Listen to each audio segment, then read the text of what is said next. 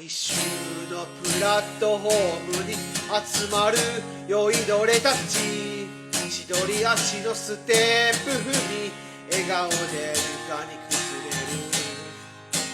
見知らぬ寂しさが少し風に吹かれれば、バカ野郎なんて小声でつぶやく。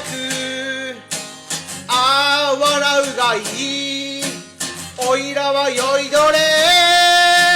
今日も魂を切り売りしてきた。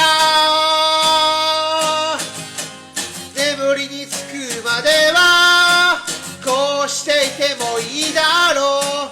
朝が来るまでは素敵な夢を見させて目覚めれば。ラッシュアワーの中